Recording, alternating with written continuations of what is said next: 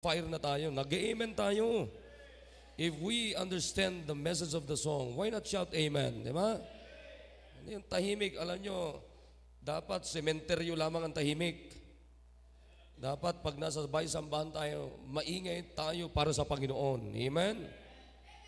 Dapat ano natin dito, huwag tayong mahiya, matakot, na sumigaw ng amen if you're blessed from the message of the song. Amen, man. Yan. Okay, sige, dito tayo sa Ephesians chapter 4. Ephesians chapter 4. Maganda rin kung may katabi ito mga nandito.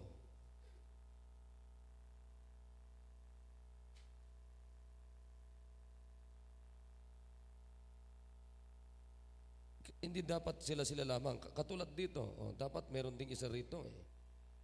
Okay, lipat ka na lang lipat ka ikaw.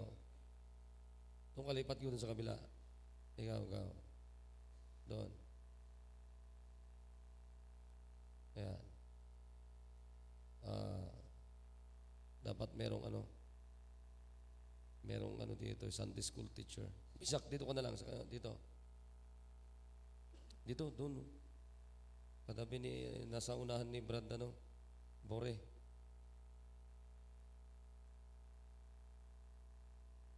Yan.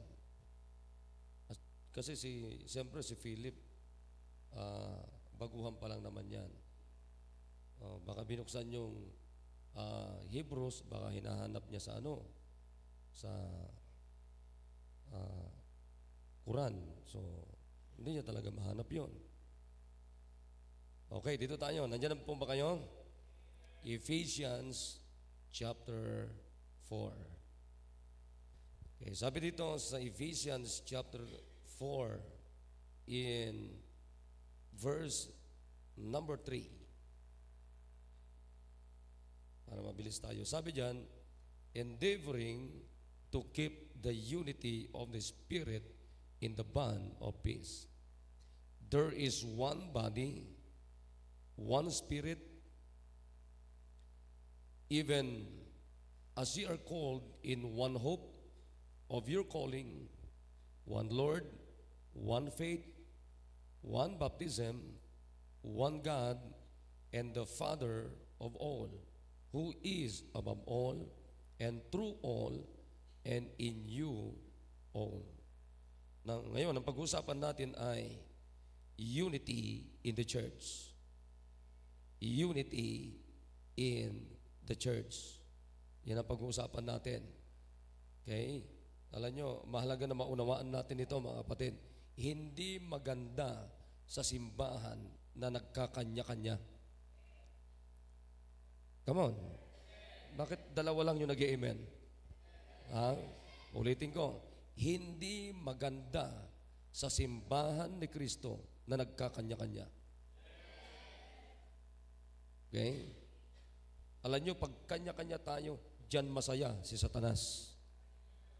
Pero pag may unity tayo, dyan masaya ang Panginoon at dyan malungkot si Satanas. Now, let me say again. Pag merong unity ang simbahan ni Kristo, ang katawan ni Kristo, sa Panginoon, para sa Panginoon, dyan takot si Satanas. Okay, nakuha nyo? Amen? Kaya pag-uusapan natin natin ito, saan tayo united as a church? Yan. And then, saan tayo dadalhin ng ating unity as a church? And then, saan tayo magtatapos? Okay? Yan ang usapin natin ngayong hapon. Everybody bow your heads and let's pray. Dakilang Diyos, kami po muli ay lumalapit po sa inyo at humihingi ng tulong, Panginoon. Tulungan niyo po kami. Una, bigyan niyo po ng mapagpakumbabang puso ang bawat isa.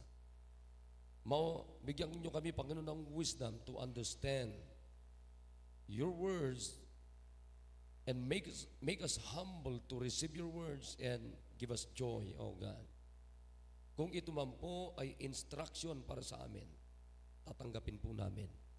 Kung ito, Panginoon, ay rebuke, kailangan tanggapin pa rin namin.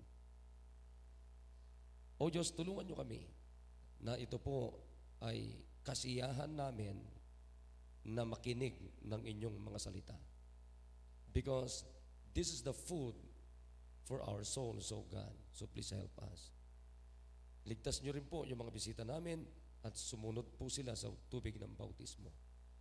In Jesus' name, I pray. Amen. Sige, pwede na kayo sumupo. Okay. Una, ito ay mapo na maayos, makinig. Ang aklat na ito ay aklat na isinulat ni Apostol Pablo sa simbahan doon sa Ephesus. Nakikinig tayo? Doon sa mga believers, doon sa church at Ephesus. At naniniwala ko mga kapatid na hindi rin lamang para sa kanila ito, kundi ito rin po ay para sa atin because we also believers in this specific place. Nakikinig?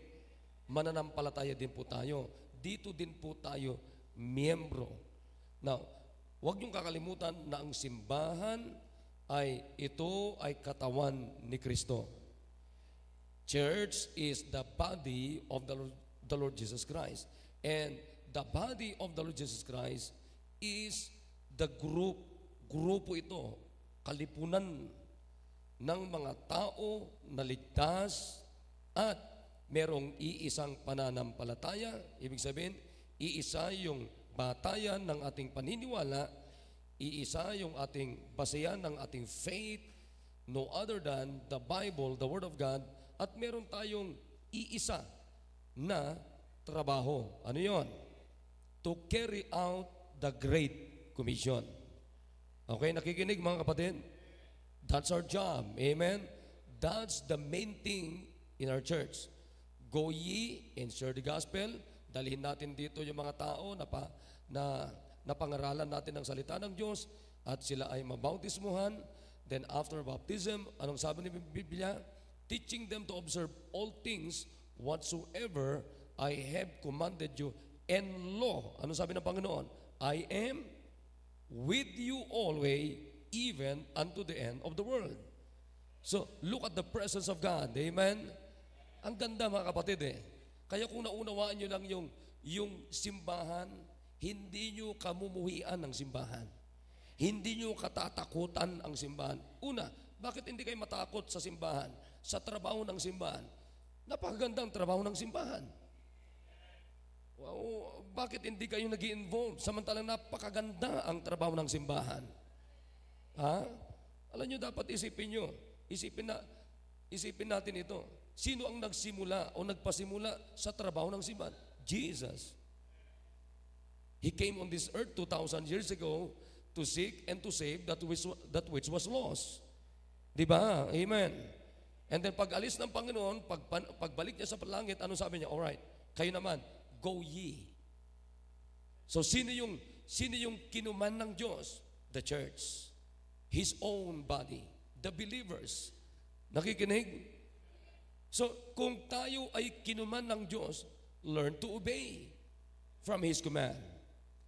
Tama? Ikaw nga, pagka hindi ka sinunod ng anak mo, magagalit ka. Pero tayo, bakit hindi tayo aware sa pagsunod sa Diyos natin? Come on, listen up. Amen? So, sinulat ni Paul ito, mga kapatid, to strengthen them as believers. Para palakasin sila, para pasiglahin sila, para palaguin, lumago sila sa kanilang pananampalataya by, pakinggan nyo, wala matulog, by explaining well the very nature of the body of Christ. Kaya makita nyo to, ang ganda niyan. Kaya makita nyo doon sa binasa natin, eto na ngayon. Ano sabi ni Paul dito? Sabi niya, endeavoring to keep the unity of the Spirit in the bond of peace. There is one body, one Spirit, even as ye are called in one hope of your calling, one Lord, one faith, one baptism, one God and Father of all, who is above all, and through all, and in you all. So ano makikita natin dito? Unity. Tama? So what is unity? Unity means oneness. Unity means unanimity. Ibig sabihin, buong pagkakaisa. Ganap na pagkakasundo. Amen? Magkaisang lahat, magkaisang lubos. Dapat meron tayong oneness na tinatawag. Meron tayong pagkakatulad. Meron tayong pagiging isa. Pagkakaisa. Pagkakapare-pareho. Pagkakasundo. Amen? Hindi po pwedeng hindi tayo magkakasundo. Ngayon kung hindi ka makipagkasundo, question, bakit?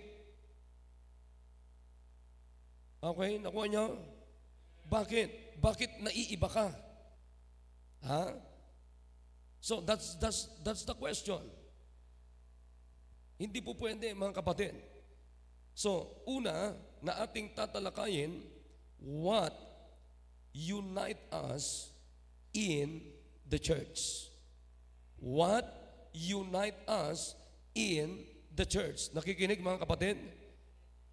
Ano ang pwedeng mag-unite sa atin as the body, as the part of Christ's body, the church. So dapat meron tayong pinanghahawakan para doon tayo pagkakaisahin. Nakikinig, mga kapatid? Dapat meron tayong pupuntahan na doon tayo pagkakasunduin. Nakikinig, mga kapatid? Dapat meron tayong pinanghahawakan at pupuntahan na makikita natin na ay dapat lang talaga, iisa lang talaga ako. Makikiisa ako sa grupong ito, sa institution na ito. Bakit? Sapagkat yun ang kalooban ng Diyos, yun ang plano ng Diyos, yun mismo ang gustong mangyari ng Diyos sa kanyang katawan.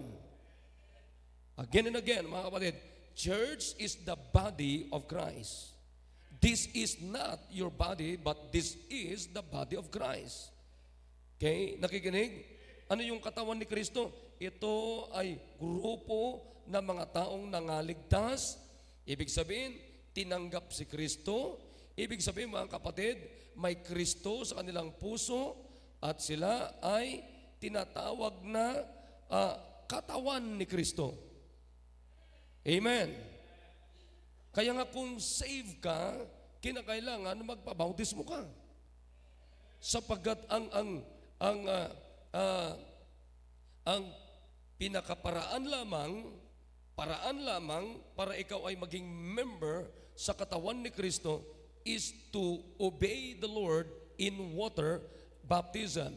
And that's how we publicly confess, or that's the confession of our faith publicly, na hindi natin ikinakaya si Kristo at handa natin siyang sundin in water baptism.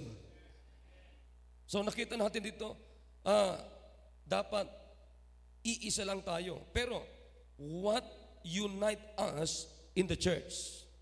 So yan ang medyo liwanagin natin. Ang unang punto natin na dapat nating liwanagin. What unite us in the church? Amen? Hindi yung kung ano-ano. Minsan, gusto mo lang makipagkasundo sa church sapagkat meron kang gustong utangan. Ha? Nakikinig kayo, mga kapatid? Come on, dito kayo tumingin. Dito, dapat nakatingin kayo sa akin habang nagsasalita ako. Alright? Maging kayo mga nanay dyan sa likod, pakita kayo, agparang kay kanya. Alright, now makinig kayo. So, hindi po pwedeng pupunta ka dito sapagkat meron ka lamang isang nagugustuhan na kapatiran. No way. Nakikinig, mga kapatid? That's very bad. Ha? Isang araw, pag nawala na yung nagugustuhan mong kapatiran, pinupuntahan mo, sadya mo na kapatiran. Isang araw, pag nawala yan, mga kapatid, mawawala ka rin.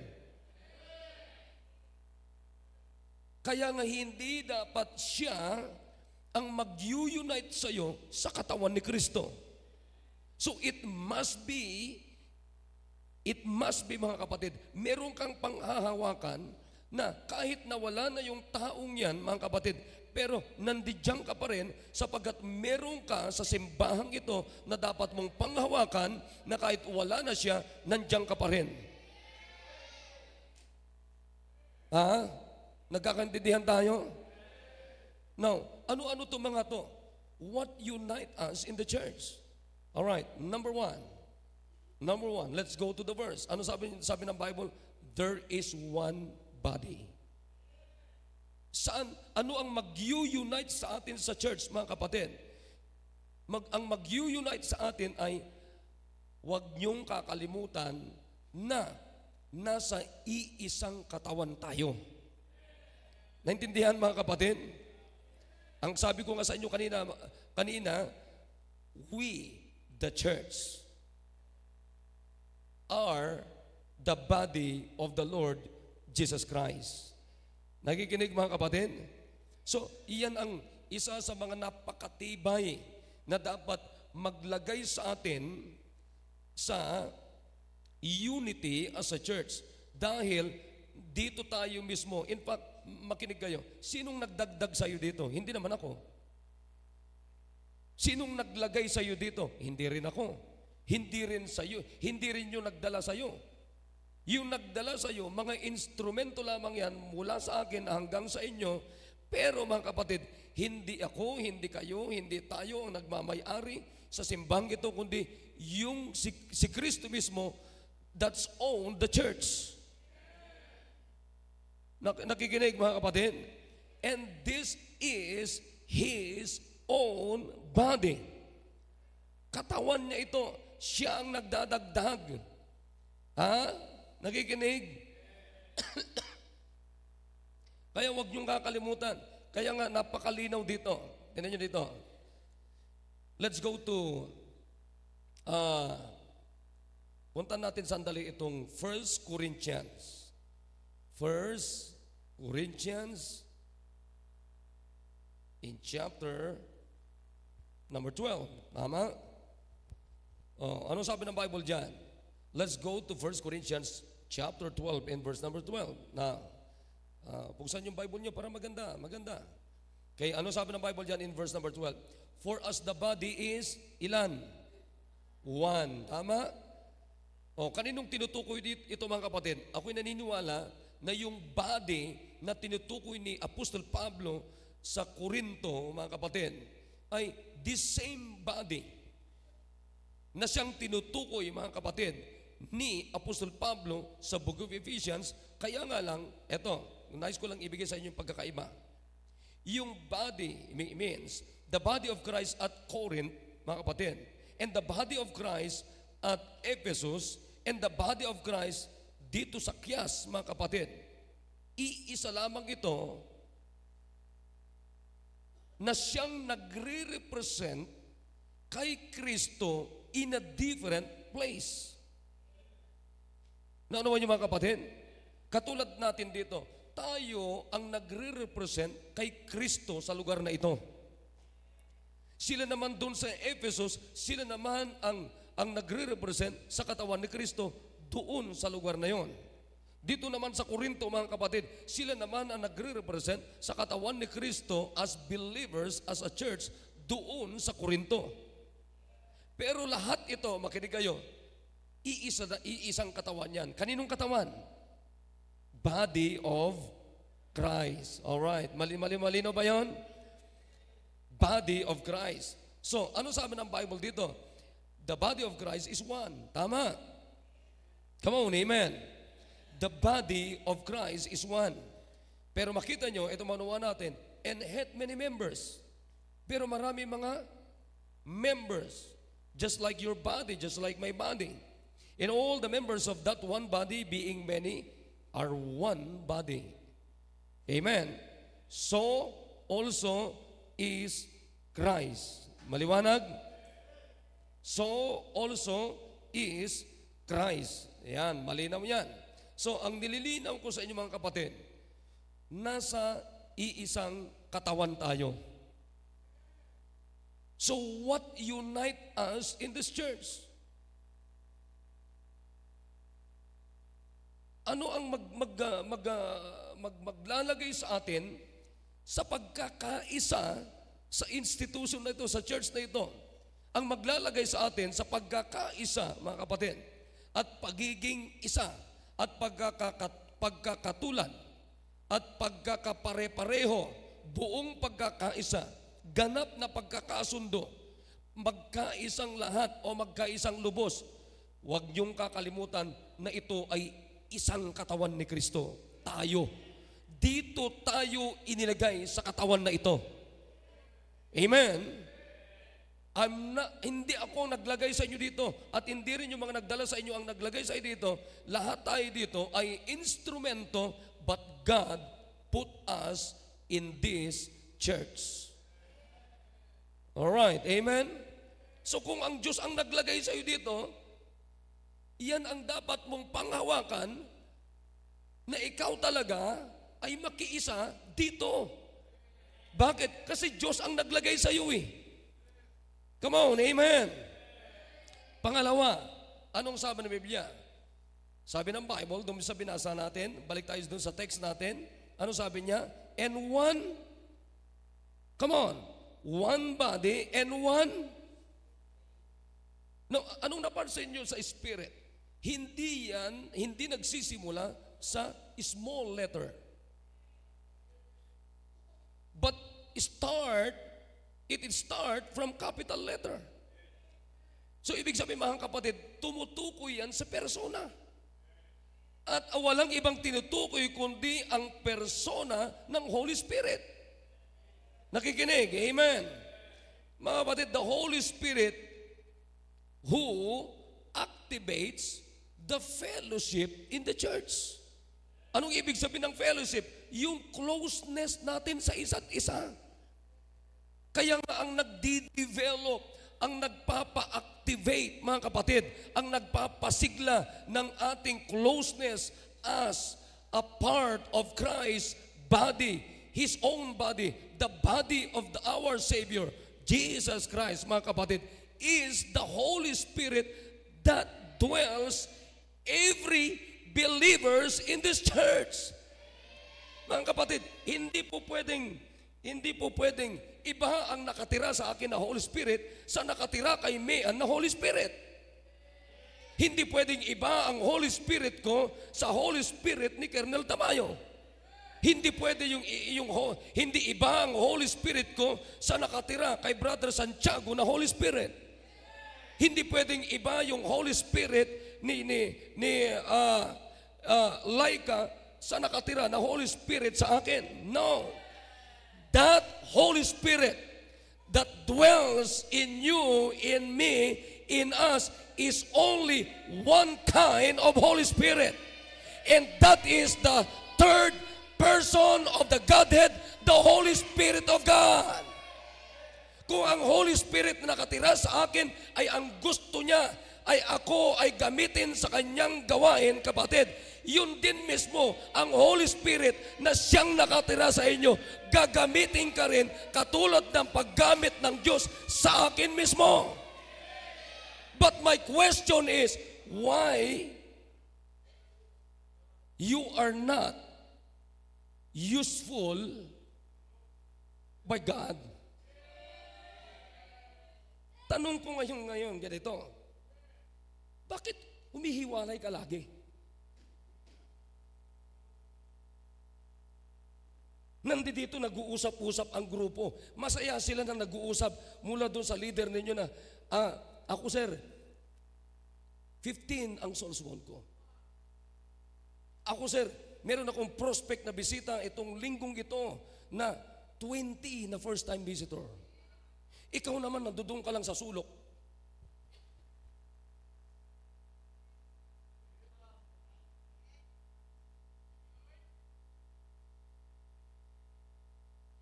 O kaya naman pagkatapos ng preaching, uwi ka na. My question is, anong klaseng Holy Spirit na nakatira sa iyo?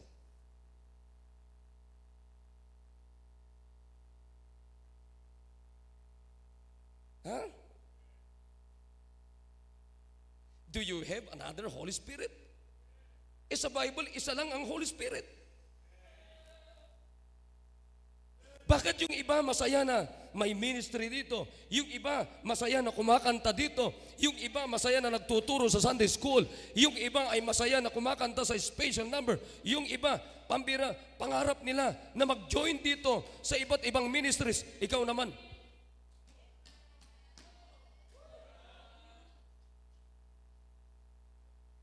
Mga kapatid, unawain niyo po ang sinasabi ko sa inyo. Ang tanong ko ngayon mga kapatid, iba ba ang nakatira sa iyo na Holy Spirit? Ha? Bakit yung iba mga kapatid, natatakot na gumawa ng kasalanan? Pero ikaw masaya ka na umiinom ng alak. Do you have, it might be you have another, iba ba ang Holy Spirit mo? Ha? Naintindihan ba natin mga kapatid? Naintindihan natin?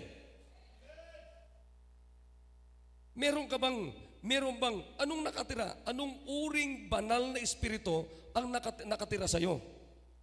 Kasi yung mga nandito, masaya sila. Kita nyo dito, meron pa tayong fellowship, pagkatapos ng group meeting, nag-uusap-usap pa tayo, masaya pa tayo dito mga kapatid, nakikinig tayo.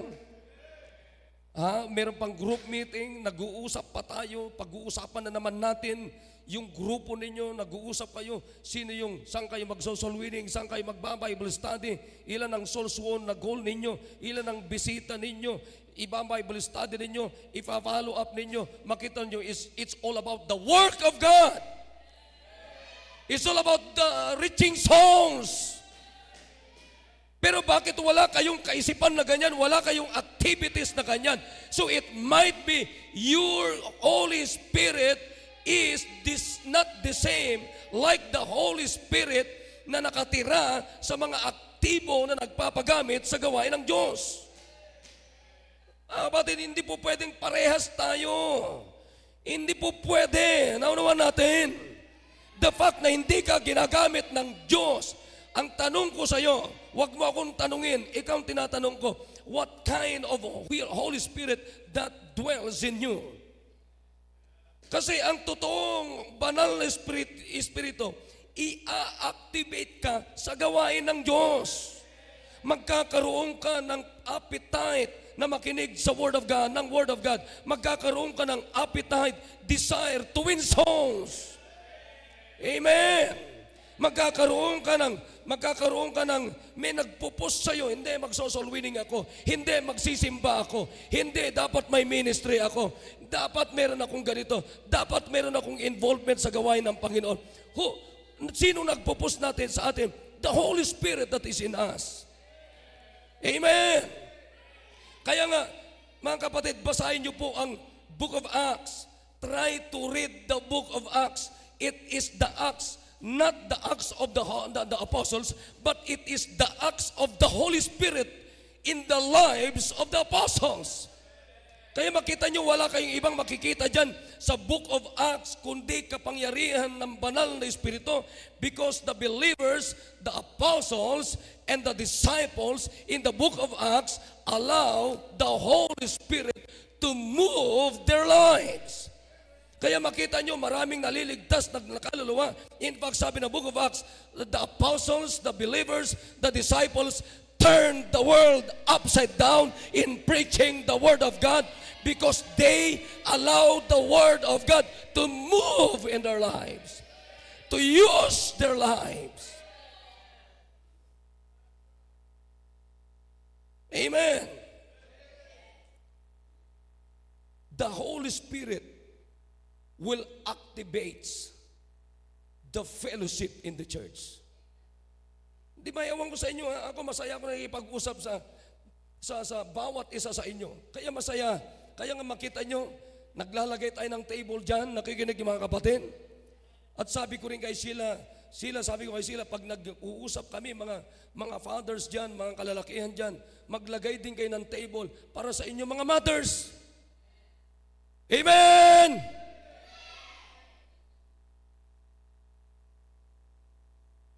Tignan nyo nga sa CSI, yung simbahan na pinanggalingan natin, Uuwi sila madaling araw na, hating gabi na. Anong pinag-uusapan nila mga kapatid? Work of God. Work. Kaluluwa. Salita ng Diyos. Work of God. Amen? Alam nyo, hindi ko maintindihan kayo mga pagkatapos ng service. Hindi pa nagko-closing prayer. Uwi na. Na may I ask you, may Holy Spirit ka ba? Magkaparehas ba tayo ng Holy Spirit? Palagay ko hindi. Ha? Come on, amen? Tawag ko sa inyo, ha? Kasi tinan nyo, again, try to read the book of Acts. It is the acts of the Holy Spirit. Come on, amen? It is really the acts of the Holy Spirit in the lives of the disciples. Kaya makita nyo, active sila sa gawain ng Diyos. Kaya kung ang banal na Espiritu mga kapatid ay isang makabuelo sa bawat sarili natin, sa bawat buhay natin, hindi po pwedeng hindi tayo maging aktibo sa gawain ng Diyos. Hindi pwedeng hindi tayo maging aktibo sa pag-aakay na maraming kaluluwa. Hindi po pwedeng hindi tayo mag-enjoy to win souls. Mag-i-enjoy at mag-i-enjoy tayo at wala na tayong ibang enjoyment kundi sa pagdadala ng kaluluwa sa gawain ng Panginoon. Kung ang Holy Spirit ay siyang totoong pinapabayaan natin, inaalaw natin, that works in our lives. Pero bakit iba yung activities mo? Okay, sabihin natin, Pastor, ligtas talaga ako. Pastor, naniniwala naman ako kasi ligtas ako, parehas tayo ng Holy Spirit. Okay, agree ako sa iyo. Pero ang tanong, buwelo ba ang Holy Spirit sa iyo? Tingnan nyo, the same book, Ephesians 4:30. Tingnan nyo, ano sabi dyan? Ephesians 4:30. Come on, let's go to the verse. Ano sabi niya? And grieve not the Holy Spirit of God. Amen? Grieve not the Holy Spirit of God. Ibig sabihin, huwag nating palungkutin. Kailan nalulungkot ang Holy Spirit sa atin? Nalulungkot ang Holy Spirit sa atin, mga kapatid, kung hindi Holy Spirit ang nasusunod sa bawat buhay natin. Okay, sige na, alright. Sasang-ayon na ako sa iyo. Pastor, ligtas ako. Palagi ko naman parehas tayo ng Holy Spirit. Pero ang tanong, bakit magkaiba tayo ng activities? Hindi mo ba alam na pag hindi mo sinunod ang banal na Espiritu na nakatira sa iyo, anong sabi ng Diyos? Anong sabi ng Biblia? It grieves the Holy Spirit in you. Nalulungkot.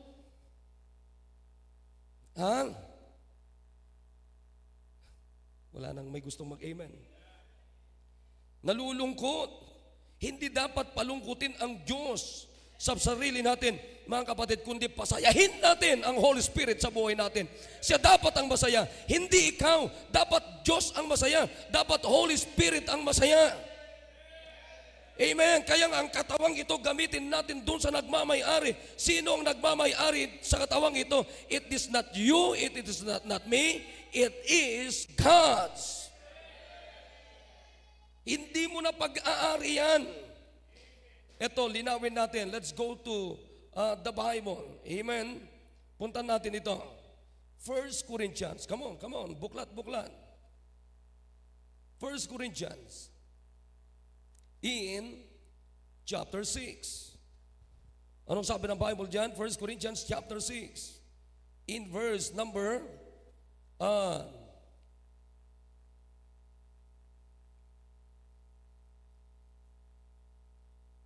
verse number 13. Sabi ng Bible dyan, meats for the belly, and the belly for meats. But God destroy both it and them. Now, makinig kayo. The body is not for fornication. Amen? Amen. Malinaw ba yan? The body is not for fornication, but for the kanino? Lord. And the Lord for the body. Amen. Your body is not for cigarettes. Your body is not for alcohol. Your body, our bodies, is not used for sin. Because our body, ano sabi ng Biblia? Our body is for the Lord, and the Lord for the body. Is not for money. Your body is not for money. Your body is not for material things. Our bodies is for the Lord. Para kay Kristo yung katawan na yan. Hindi yan para sa alak, hindi yan para sa sigarilyo, hindi yan para sa sarili mo.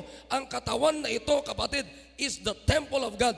Therefore, God is the right person to use that body in you. Tignan nyo, ano sabi ng Biblia? And God hath both raised up the Lord and will also raise up us by His own power. Here comes verse number 15. Come on, amen? Ano sabi niya? Know ye not that your bodies are the members of Christ? Amen? Shall I then take the members of Christ and make them the members of an harlot? Anong ibig sabihin ng harlot? Patutot. Anong ibig sabihin ng patutot? Bayaran. Kaya wag tayong pumayag na bayaran tayo ng kasalanan. Wag tayong pumayag, kapatid, na gamitin tayo ng mundo. Amen.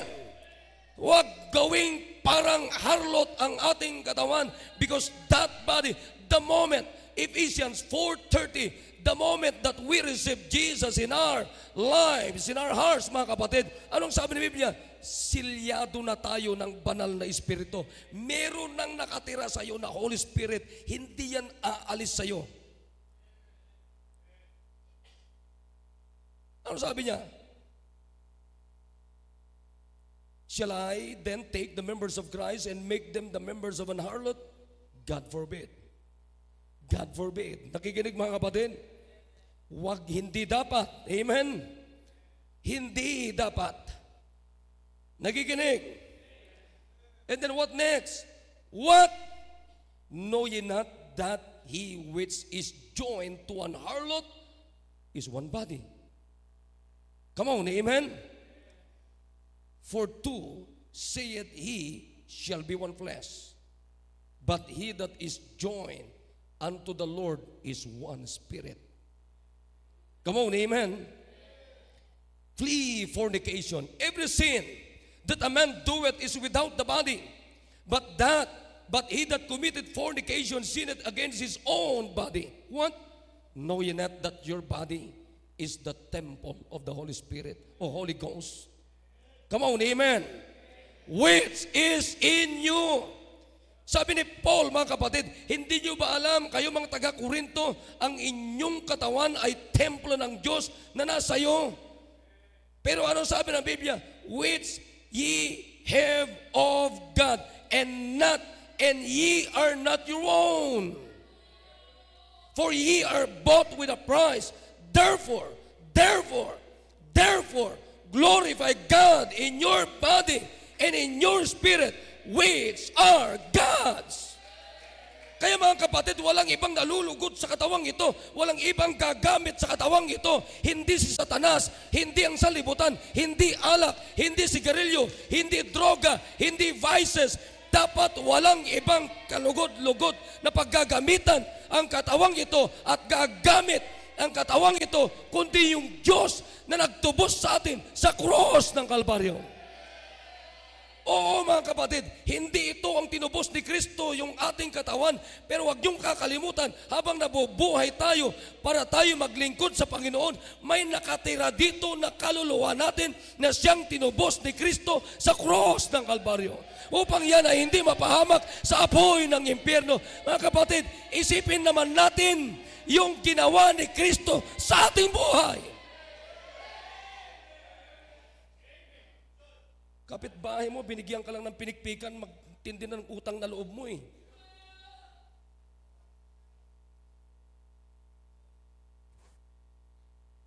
Example.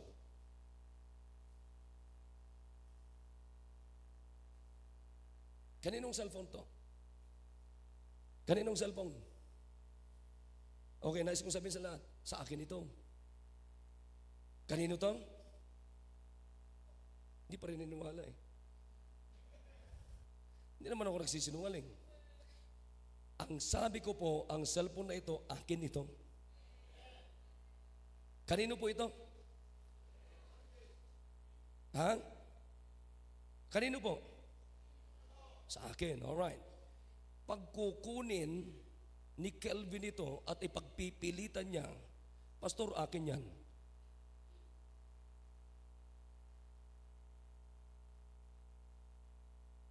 Ha? Do you think matutuwa ako? At sasang-ayon ako sa kanya sa sinasabi niya, samantalang alam ko naman na ako talaga nagmamay-ari. Pangalawa, alam din niya na hindi niya pag-aari ito. Alam din mismo ni Kelvin na akin ito. Pero pinagpipilitan ni Kelvin na akin yan. Gamitin ko yan. Kapatid, kung normal ka, hindi ko isusurrender ito kagad sa kanya. I mean, kailanman hindi ko isusurrender ito. Ipaglalaban ko ito. Ha? Naunawan niyo ba? Exactly mga kapatid, ganyan ang ginagawa ng mundo sa atin. Pinipilit ni Satanas, pinipilit ang mundong ito na akin yung katawan mo. Ako na ang gagamit. Anong sabi ng alak? Ako nang gagamit niyan. Anong sabi ng sigarilyo? Ako nang gagamit niyan. Anong sabi ng mundo? Huwag kang mag-involve sa simbahan na yan. That is Satanism. Satanismong pag-iisip.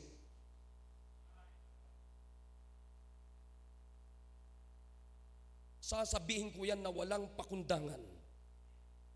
Satanismo na pag-iisip yan. Samantalang we know it.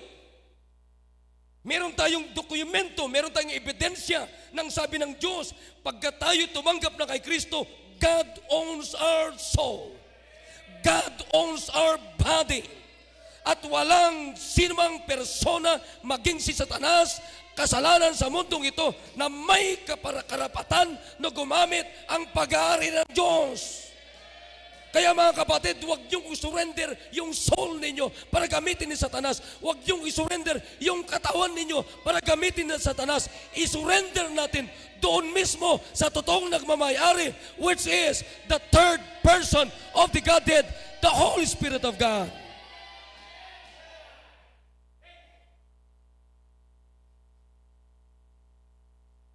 Kinig. Pag ipagpipilitan ni Kelvin, akin yan, Pastor. Ako dapat gagamit niyan. Bago niya makuha to, bariling ko muna siya.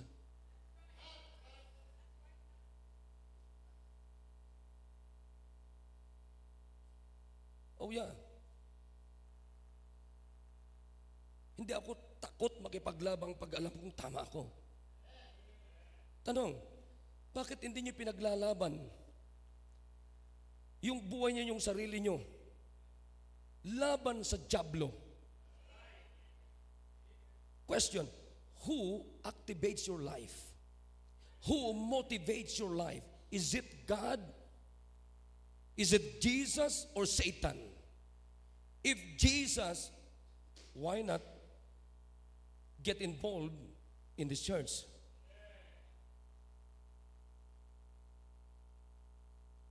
O narinig nyo to, ngayon magmamatigas kayo. Sige, tuloy nyo pagmamatigas ninyo. Saan kayo dadalhin yan? Worse life.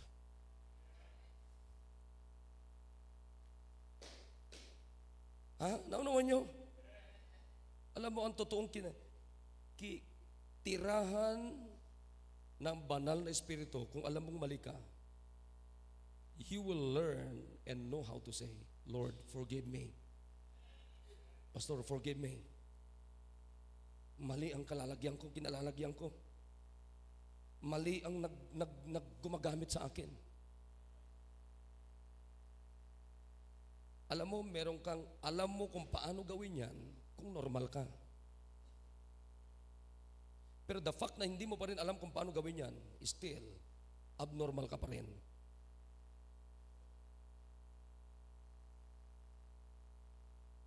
Question, how many Holy Spirit we have in the Bible? Sige nga. We have only one. Isa lang po. So kung ano ang nakatira sa akin ng Holy Spirit, na ginagamit ako na masigla, masaya, na naglilingkod sa Panginoon, bakit magkaiba tayo? It's time na tayo po ay magising sa katotohanan. Huwag kayong magmaang-maangan, magtulog-tulugan sapagkat dadalhin kayo sa ganyang pag-iisip sa kamangmangan na buhay.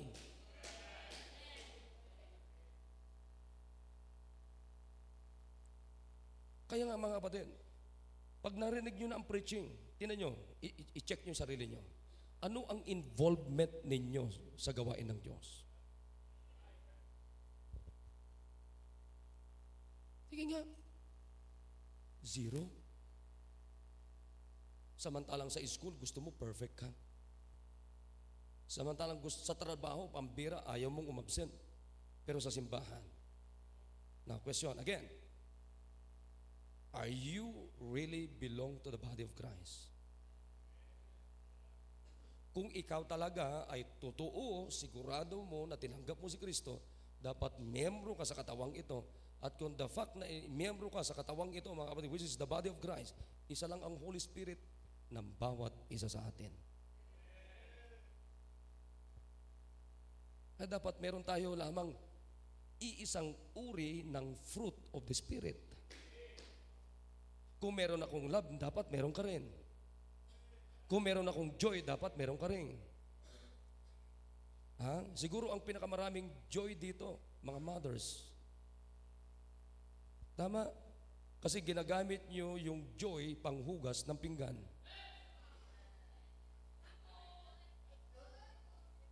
Ha? Dito siguro mga gustong-gusto ng mga joy dito, mga young people. Bakit? Anong gusto nyo lagi? Chicken joy.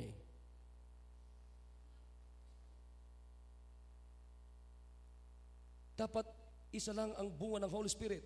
Shh, makinig, huwag kang sumandal sa katabi mo. Tingnan nyo, di ba isa lang naman, isang uri lang naman yung fruit of the Spirit. Ano nakalagay doon? Love, ano ba?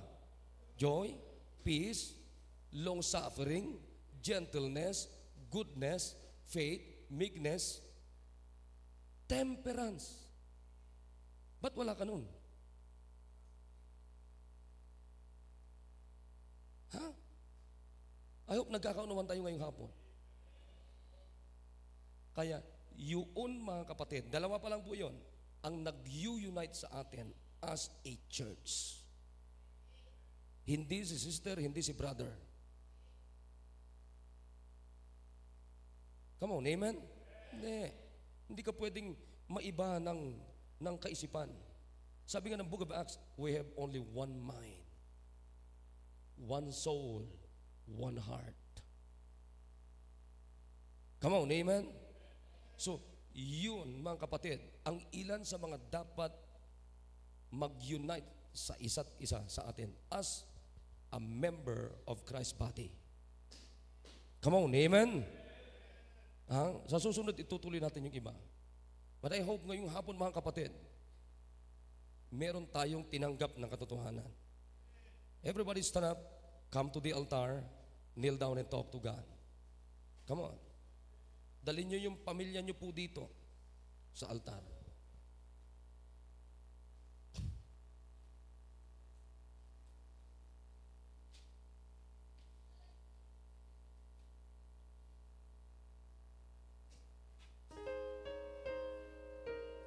Come on. Dito sa taas, pwede rito sa taas. Dito, pwede kayong makyat dito sa taas.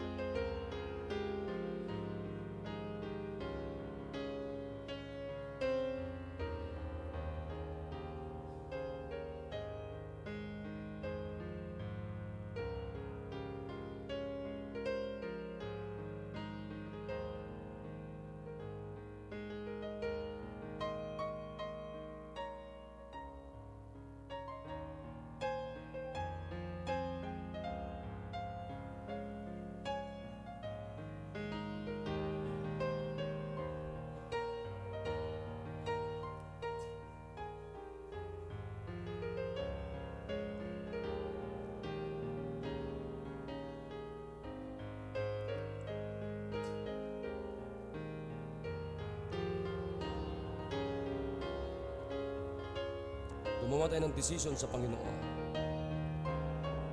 Ano po ang decision natin na gagawin natin? Bakit yung iba masasayang naglilingkod sa Panginoon? Aktibo na naglilingkod sa Panginoon. Bakit kayo yung iba wala? Magkakaiba ba tayo ng Holy Spirit? Magkakaiba ba tayo ng Diyos? No, isa lang po ang Diyos natin. Isa lang ang banal na Espiritu. Isa lang ang katawan ni Kristo, hindi marami. Isa lang din ang Holy Spirit na nakatira sa atin, na nagbubunga ng love, joy, peace, long-suffering, gentleness, goodness, meekness, at ilalagay tayo na masaya sa kanyang gawain.